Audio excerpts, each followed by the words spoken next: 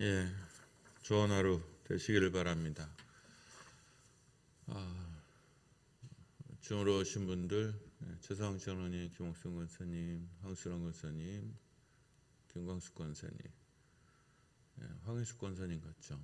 전은재 권사님, 송재실 권사님, 김영재 권사님, 박훈식 장로님 네 분 환영합니다. 좋은 아침, 좋은 하루 되시길 바랍니다. 우리 찬송가로 새벽기도 시작합니다.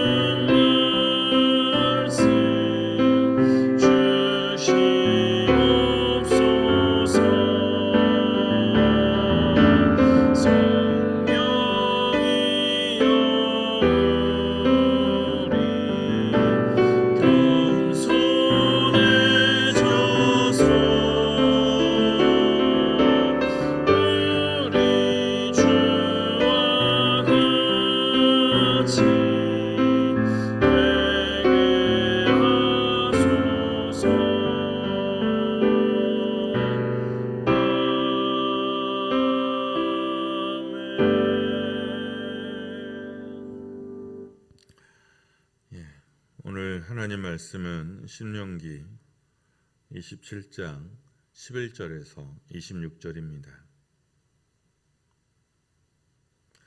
저와 함께 한 절씩 교독하겠습니다.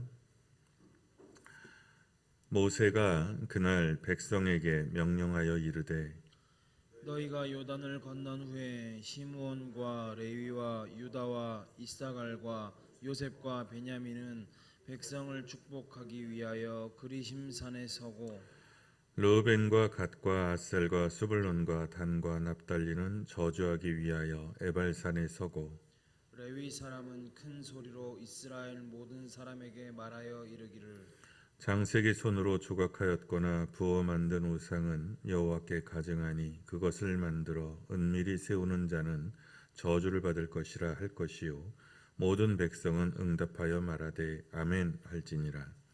그의 부모를 경홀히 여기는 자는 저주를 받을 것이라 할 것이요 모든 백성은 아멘 할지니라. 그의 이웃의 경계표를 옮기는 자는 저주를 받을 것이라 할 것이요 모든 백성은 아멘 할지니라. 맹인에게 길을 잃게 하는 자는 저주를 받을 것이라 할 것이요 모든 백성은 아멘 할지니라. 객이나 고아나 과부의 송사를 억울하게 하는 자는 저주를 받을 것이라 할 것이요 모든 백성은 아멘 할지니라. 그의 아버지의 아내와 동침하는 자는 그의 아버지의 하체를 드러냈으니 저주를 받을 것이라 할 것이요 모든 백성은 아멘 할지니라. 짐승과 교합하는 모든 자는 저주를 받을 것이라 할 것이요 모든 백성은 아멘 할지니라. 그의 자매 곧 그의 아버지의 딸이나 어머니의 딸과 동침하는 자는 저주를 받을 것이라 할 것이요 모든 백성은 아멘 할지니라. 장모와 동침하는 자는 저주를 받을 것이라 할 것이요 모든 백성은 아멘 할지니라. 그의 이웃을 암살하는 자는 저주를 받을 것이라 할 것이요 모든 백성은 아멘 할지니라. 무죄한 자를 죽이려고 뇌물을 받는 자는 저주를 받을 것이라 할 것이요 모든 백성은 아멘 할지니라. 이 율법의 말씀을 실행하지 아니하는 자는 저주를 받을 것이라 할 것이요 모든 백성은 아멘 할지니라. 아멘. 예, 가나안에 들어가서 해야 되는 첫 번째 일 중에 하나죠. 에발산에 기념비를 세워라라고 말씀하셨고요. 그리고 다시 그리심산과 에발산에 각각 6지파씩 나눠 서서 이것도 명령이 이미 돼 있죠. 그리심산에는 축복의 지파들이 축복을 선포하는 지파죠. 에발산에는 저주를 선포하는 6지파가 서고 그 중앙에는 레위 지파가 서서 이렇게 저렇게 선포하라는 명령은 앞에도 이미 있습니다. 근데 이제 에발산에서 선포한 저주죠. 그러니까 양쪽 지파가 이제 서고 레위 지파는 이제 중앙에 서서 이렇게 외치면 이제 양쪽에서 아멘으로 응답하게끔 되어 있습니다. 요건 조금 또 다른 기념이죠. 근데 뭐 공통점은 없어요. 우상을 은밀히 만드는 자, 부모를 경홀히 여기는 자, 이웃의 지교패를 옮기는 자, 맹인을 길 잃게 만드는 자, 고아와 가부와 나그네의 재판을 억울하게 하는 자, 계모, 짐승, 자매, 장모를 범하는 자, 이웃을 암살하는 자, 뇌물을 받고 무죄한 자를 죽이는 자, 율법의 모든 것을 실행하지 않는 자는 저주를 받을 것이다. 이 그리심산과 에발산은 세겜에 있어요. 세겜은 하물의 족속의 사건으로 인해서 야곱이 위기를 겪었던 곳이기도 하고, 그리고 가나안 땅에 이제 들어갔을 때는 세겜이 굉장히 중요한 성소 도시예요. 여기에 이제 성막이 주로 오래 여기 있었죠. 그런데 이 율법들은 이제 뭘 하지 마라, 이런 율법들은 이미 앞에 출애굽기에도 있었고 신명기에도 다 있었어요. 근데 여기서 이제 반복되는 거는 이 율법의 공통점은 은밀한 죄에 해당되는 거예요. 그러니까 은밀히 저지르는 죄에 속하고 증거가 잘 남지 않는, 증거를 찾기가 어려운, 심증은 있어도 물증을 찾기가 쉽지 않은 은밀한 죄들에 속해요. 그러니까 우상을 만들지 마라 이렇게 돼 있는데, 우상을 은밀히 만드는 자, 그러니까 우상을 은밀히 만든다는 거는 안다는 거죠. 이거 만들면 안 된다는 거를 아는 거예요. 걸리면 안 된다는 거. 그래서 은밀히 잘 눈에 띄지 않도록 만드는 자, 이렇게 되어 있는 거죠. 은밀히 저지르는 죄에 속하고 증거를 잡기가 어려운 죄들이 대부분이에요. 그래서 이 선포의 목적은 사람은 피할 수 있어도 하나님의 심판은 피할 수 없다라는 것을 이스라엘에게 선포하려고 하는 의도다. 보통 그렇게 봅니다. 하나님의 지켜보심이 있고 하나님의 심판이 있다. 그러니까 사람은 속일 수 있고 사람의 재판장은 속일 수 있다. 그러나 하나님의 재판장은 피해갈 수 없을 거다. 죄는 우리를 갉아먹죠. 그래서 죄에 빠지지 말아야 하고 죄에서 돌이켜야 합니다. 죄 받는다라는 표현을 쓰죠. 우리는 죄 받는다. 사실 정확한 표현은 벌 받는다라는 표현이 맞잖아요. 근데 어른들이 죄 받는다라고도 써요. 죄는 1차적으로 누구에게 벌을 나라나 법기관으로부터 죄의 대가를 치르기보다는 죄는 죄 자체가 이미 그 사람을 심판하는, 그 사람에게 벌이 되는 속성을 가지고 있어요. 그러니까 선을 행하면 누구에게 좋아요? 나한테 좋습니다. 죄를 범하면 누구한테 나빠요? 나한테 나쁩니다. 그러니까 다른 사람에게 행하는 죄라 할지라도 1차적으로 죄는 죄를 행하는 사람의 영혼을 갉아먹습니다. 죄는 오늘날 우리로 하나님 나라의 삶을 살지 못하게 합니다. 그래서 죄는 굉장히 중요한 문제가 돼요. 그러니까 믿는 자면서 성도이면서 하나님의 통치, 하나님의 지배, 하나님의 인도함 가운데 있는 삶에서 내 마음대로 사는 삶으로 바꿔놓는단 말이죠. 죄의 속성이 하나님과 우리의 관계를 깨어놓잖아요. 그래서 죄는 샬롬을, 우리 내 안에 있는 샬롬을 깨트리고 정의를 깨트리고 사랑을 깨트리게 합니다. 그래서 궁극적으로 뿐만 아니라 내 자신의 현재 인생과 삶이 그리고 공동체가 해를 입게 되어 있습니다. 특히 드러나지 않는 죄들, 은밀한 죄들은 여기에 기록된 것뿐만이 아니겠죠. 우리 안에 있는 상처의 쓴뿌리에서 오는 죄들도 있죠. 그러니까 대충 다 알잖아요. 사람들이 저 양반 왜 저러는가. 그러면 우리가 뭐 깊은 것까지는 몰라도 적어도 죄의 욕망이 어디에 있다는 것 정도는 알죠. 뭐 그 사람만 모르는 뿐이에요. 게으름, 분노, 자만, 드러남, 두려움, 불안, 고집스러움, 과시 뭐 이런 것들이요. 이런 모든 죄들은 다른 사람을 해치기보다 우리 자신, 공동체 자신을 해칩니다. 이런 것들이 우리 영혼을 더럽히고 우리 영적인 삶을 무겁게 하고 어지럽게 하죠. 그러니까 이런 죄들을 안으면 사람들은 기본적으로 하나님 앞에 나오는 것을 꺼립니다. 하나님 앞에 진실하게 서는 것을 꺼리게 되어 있어요. 그러니까 예배가 제일 먼저 흐트러지게 되어 있습니다. 예배가 흐트러지면 삶이, 언어가 흐트러지죠. 그래서 늘 경건함을 향해서, 거룩함을 향해서 나아가야 됩니다. 근데 이제 우리 한국 기독교는 죄의 문제를 이제 천국 가는 것으로, 죽어서 천국 가는 것으로 연결시켜서 생각을 하죠. 그래서 회개의 문제가 굉장히 약할 수밖에 없습니다. 왜냐하면 예수님이 다 용서해 주셨으니까. 그 다음에 두 번째 좀 나은 것은 죄의 문제를 어떻게 받아들이냐면 복의 문제로 받아들이죠. 그것도 뭐 틀린 거는 아니에요. 그러니까 복 받으려고 하면 회개해라. 또는 슬픔이나 재난을 당하면 회개해라. 그거 죄의 결과다. 뭐 그렇게라도 해결을 하면 또 좀 나을 수도 있어요. 그런데 이 죄의 문제는 그런 측면이 아니라 적극적으로 오늘 우리의 삶에 하나님의 다스리심과 인도하심을 깨트린다는 거예요. 그러므로 죄의 문제는 사실 되게 예민하게 다뤄야 하는 거거든요. 거룩함이 기도 제목이기는 한가 하는 생각을 했어요. 우리가 여러 이제 기도 제목들을 가지고 기도하는데 사실 우리의 거룩한 삶, 거룩한 교회는 기도 제목이어야 하거든요.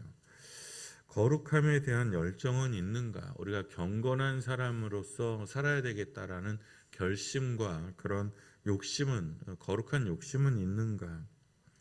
그런 마음이 이제 문득 들었습니다. 제주에 가면 순례자의 교회라는 교회가 있어요. 세상에서 가장 조그만 교회라는 컨셉으로 지어진 교회예요. 그러니까 진짜 조그맣거든요. 한 사람 이제 겨우 들어갈 수 있는 공간의 교회예요. 되게 예쁘게 생겼어요. 그래서 유명해요. 그래서 의도와 다르게 거기가 관광지가 됐어요. 목사님이 아는 사람인데 그분이 세울 때는 어떤 이렇게 물량화된 교회에 대한 비판적인, 그래서 자성적인 의미로 이제 기도의 자리, 그런데 이제 명백히 교회예요. 순례자의 교회. 그런데 유명해졌어요. 그래서 사람들이 거기를 많이 찾아와요. 그러니까 이제 또 예쁘기도 하고 그러니까 교회 안 다니는 사람들도 거기 와서 이제 사진 찍고 가고 뭐 그러기는 해요. 근데 그 관리하는 목사님이 그래요. 신앙이 없는 사람들이 다녀가면 거기 이제 방명록들이 다 있고 이렇게 쓰는 게 다 있고 거기에 심지어서는 거기서 결혼을 해요. 그 목사님이 거기서 주례를 해요. 그 한 명 겨우 들어갈 수 있는 공간 거기 벌써 100번째가 넘어요. 그 커플이 거기서 결혼한 커플이 100번째가 넘어요. 근데 이제 뭐라고 그러냐면 신앙이 없는 사람, 교회를 안 다니는 사람들이 이제 이렇게 뭘 쓰고 가거든요. 이제 그런 경우에 보면 교회가 손이 안 간대요. 그런데 희한하게도 무슨 목사라고 그러고 장로라고 그러고 권사라고 그러고 이런 사람들이 왔다가 하면 항상 뒷정리를 해야 된대요.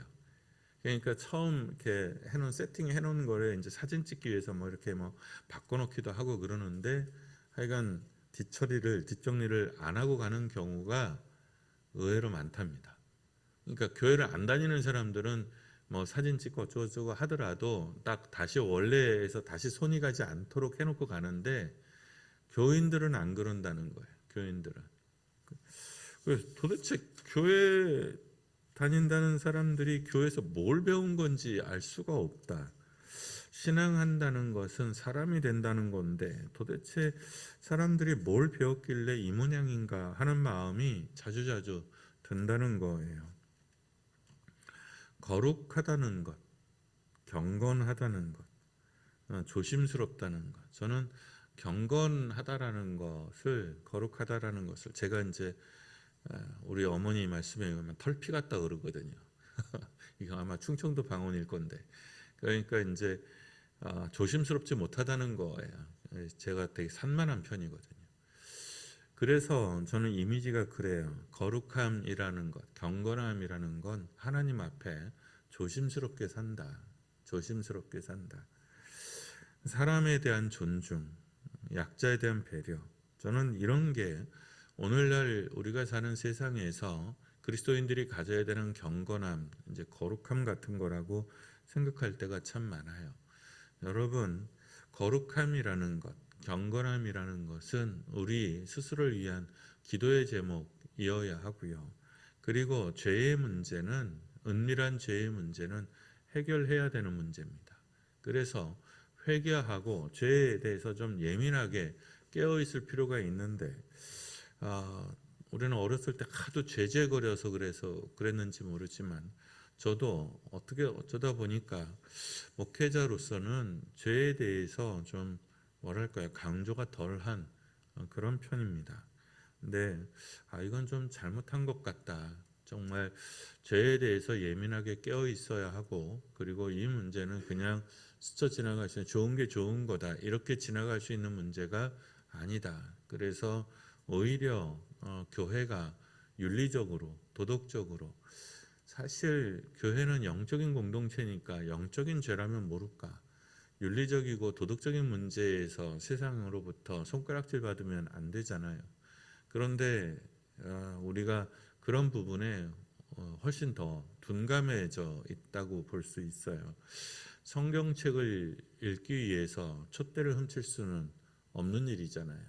성경책을 읽는다는 명목으로 성경을 훔칠 수는 없는 일이잖아요. 그런데 우리가 그럴 수 있다. 그런 마음들이 있다. 저는 제일 마음에 늘 염려가 되는 것, 이렇게 좀 자주 걸리는 건 뭐냐면 주차예요, 주차. 교회 주일날 예배하러 이렇게 오면 그게 이제 집사님들 마음에는 저기 공영 주차장에다 대면 그게 또 주차비가 오르고 또 전에는 우리가 할인을 받아서 괜찮았는데 이젠 고지고대로 돈을 다 내야 되니까 그게 이제 교회에 폐를 안 끼쳤으면 하는 마음이 있는 것 같고 두 번째는 이제 어쨌든 교회 가까운 곳에 주차를 하려고 하는 것 같아요. 그러다 보면 여기 마을 사람 주민들을 하고 트러블이 날 수도 있고 이제 뭐 그렇기도 하잖아요. 그러니까 저는 우리 교회 주차장에 어떤 사람들이 주차하는 거에 대해서 그렇게 세게 반응하지 않고 그냥 주일만 아니면 됩니다. 주일만 아니면. 그리고 전화할 때 잠깐 나와주기만 하면 괜찮잖아요.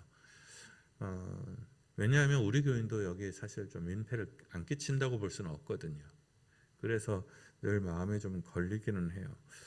여러분, 하나님 앞에, 이웃 앞에, 사람들 앞에, 하나님 앞에뿐만 아니라 사람들 앞에 조심스럽게 살아야 됩니다. 경건하게 살아야 되고 하나님께서 금하신 것들은 안 하는 것이 옳습니다. 이 아침 우리가 더 나은 세상, 더 나은 교회, 거룩함과 경건함을 위해서 기도하는 시간 되기를 바랍니다. 우리 하나님은 거룩하신 분이십니다. 거룩하신 하나님 앞에 거룩한 성도로서 살도록 결단하는 시간 되기를 바랍니다. 기도하겠습니다. 찬송하고 기도하죠.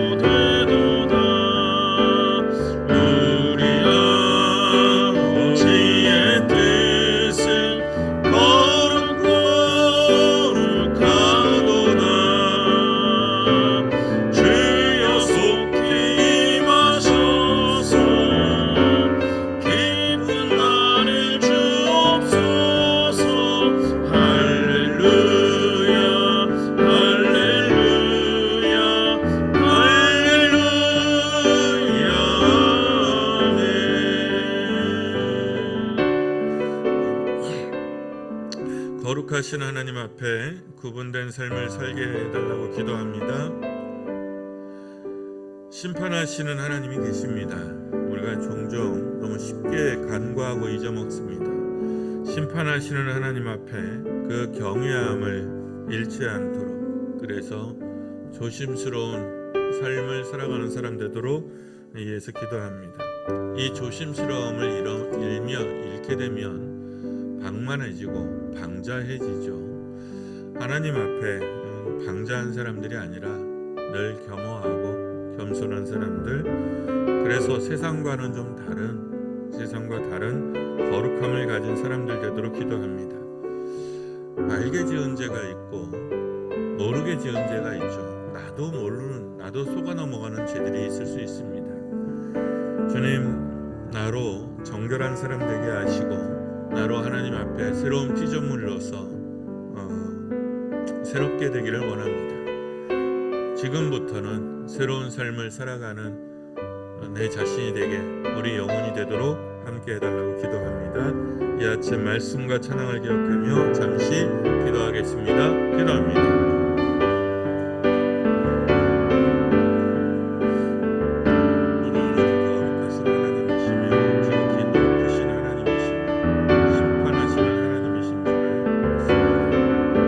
주님의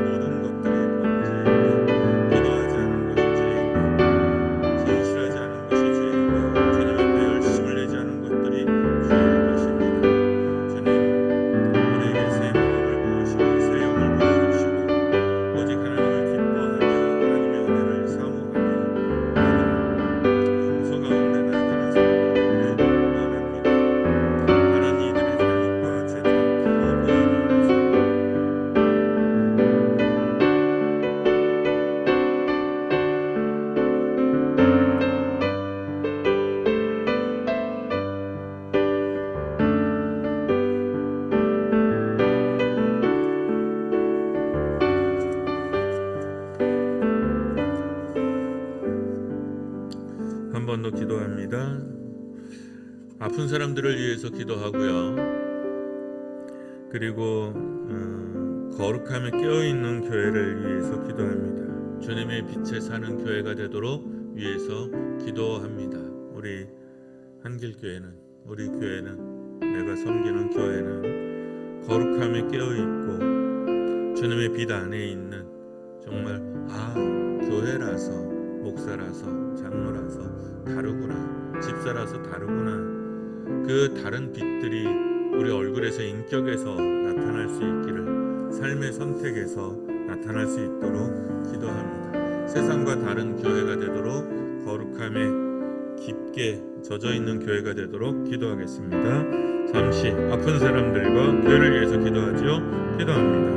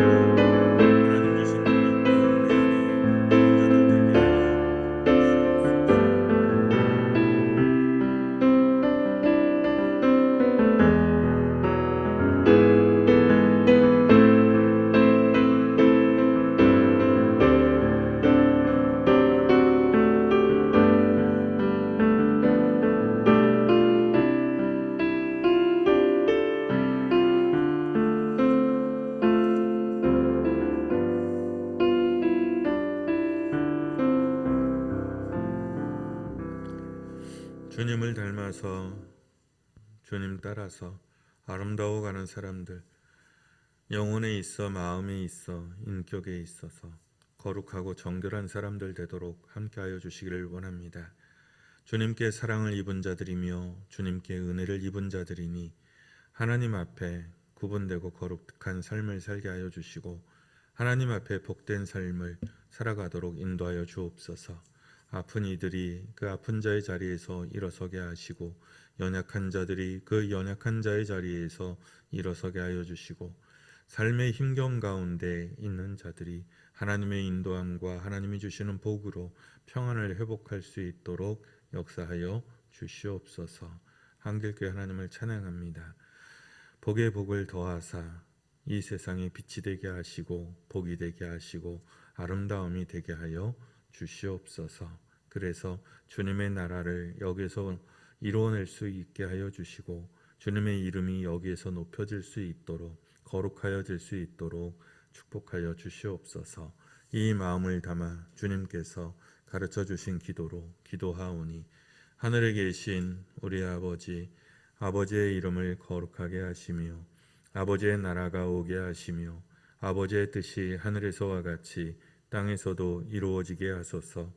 오늘 우리에게 일용할 양식을 주시고 우리가 우리에게 잘못한 사람을 용서하여 준 것 같이 우리 죄를 용서하여 주시고 우리를 시험에 빠지지 않게 하시고 악에서 구하소서. 나라와 권능과 영광이 영원히 아버지의 것입니다.